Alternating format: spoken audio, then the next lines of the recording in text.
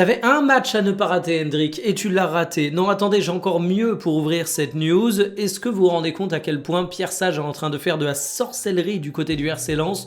Je l'annonce, personne va me croire, tout le monde va me prendre pour un fou. Pierre Sage sera le sélectionneur de l'équipe de France tôt ou tard. C'est un mec d'un immense talent.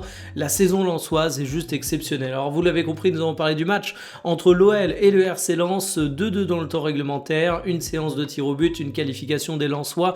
Voici les compositions qui étaient alignées. Hendrik, du coup, il sort vraiment un mauvais match. Quoi qu'en dise la note SofaScore, il a été trop gourmand, pas forcément les bons choix.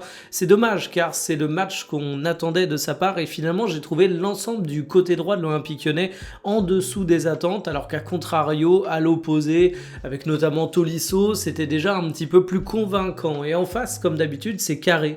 On peut ressortir quelques prestations individuelles. On va évidemment avoir le nom de Florian Thauvin qui va revenir.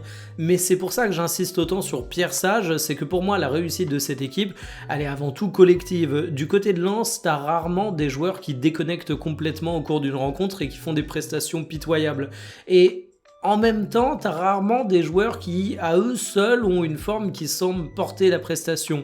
C'est avant tout un travail collectif, c'est avant tout une équipe qui est cohérente. Par contre, il y a une limite lensoise qui commence à être apparente, c'est qu'il y a 2-2, mais Lens, à un moment du match, menait 2-0, ils se sont fait rejoindre, ils arrivent à se qualifier à la fin, mais ça aurait pu tourner très différemment, et j'ai l'impression que ça commence à devenir une sorte d'habitude lensoise. Il y a eu les 30 dernières minutes de la rencontre qui étaient vraiment lyonnaises, et ils ont eu chaud. Reste que sur la rencontre, c'était assez équilibré en termes de statistiques, mais attention, c'était pas équilibré tout au long de la rencontre, on a eu un partage des temps forts.